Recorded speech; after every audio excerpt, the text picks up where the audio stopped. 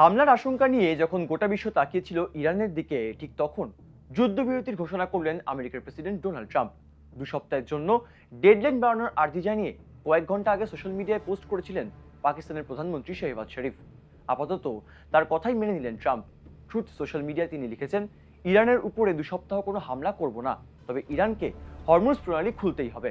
Donald ট্রাম্পের নির্দেশে আমল না দিয়েই আমেরিকাকে 10 দফা শর্ত দিয়েছে ইরান। সেই শর্ত মানা না হলে এখনই যুদ্ধ বন্ধ হবে না, পাল্টা হুঁশিয়ারি দেয় ইরান। দেখে নেওয়া যাক শর্তগুলি কি কি। ইরানের উপর কোনো আক্রমণ করা যাবে না। আগের মতো হরমুজ প্রণালীতে ইরানের কন্ট্রোল অব্যাহত থাকবে। ইরানকে ইউরেনিয়ামে সমৃদ্ধ হওয়ার অধিকার দিতে হবে। ইরানের উপর থেকে সব ধরনের নিষেধাজ্ঞা তুলে নিতে হবে। এছাড়া যাবতীয় অর্থনৈতিক নিষেধাজ্ঞাও তুলে নিতে হবে। ইরানের বিরুদ্ধে আনা রাষ্ট্রসংঘের নিরাপত্তা পরিষদের সব প্রস্তাব বাতিল করতে হবে। আন্তর্জাতিক পরমাণু শক্তি সংস্থায় ইরানের বিরুদ্ধে থাকা সব প্রস্তাব বাতিল করতে হবে। উপসাগরীয় এলাকা থেকে আমেরিকার সেনা প্রত্যাহার করতে হবে। যুদ্ধে ইতিমধ্যেই ইরানের যে ক্ষতি হয়েছে তার ক্ষতিপূরণ দিতে হবে।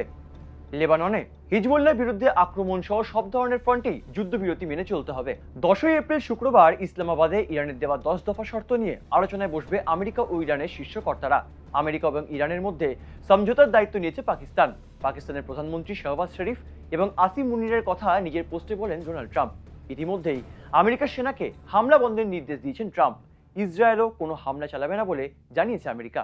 অন্যদিকে ইরানের বিদেশমন্ত্রী বলেন, তাদের উপর হামলা না চালালে তারাও আক্রমণ বন্ধ রাখবেন। পাশাপাশি তার দাবি, ইরানের সশস্ত্র বাহিনীর সঙ্গে সমন্বয় রেখে 2 সপ্তাহের জন্য হরমুজ প্রণালী খোলা রাখা হবে। ফলে এই প্রণালীতে আটকে থাকা বহু দেশের জ্বালানি জাহাজ নিজেও গন্তব্যে পৌঁছাতে পারবে। যদিও ইরানের এই দাবিগুলির পরও একাধিক প্রশ্ন রয়ে গেছে। যেমন, যুদ্ধবিরতি ঘোষণার কয়েক ঘন্টা পরেই ডোনাল্ড ট্রাম্প জানান হরমুজ প্রণালী থেকে জাহাজ দ্রুত ফিরিয়ে আনতে সাহায্য করবে আমেরিকা। আর এরপরেই উঠছে প্রশ্ন, তবে কি হরমুজের উপর আংশিক নিয়ন্ত্রণ চাইছে আমেরিকা? যেখানে 10 দফা দাবিতে হরমুজের উপর একচ্ছত্র অধিকার দাবি করেছে ইরান। ঘরে বাইরে চাপের ফলে কি অবশেষে পিছু হটল ডোনাল্ড ট্রাম্প? জোর চর্চা শুরু হয়েছে আন্তর্জাতিক মহলে।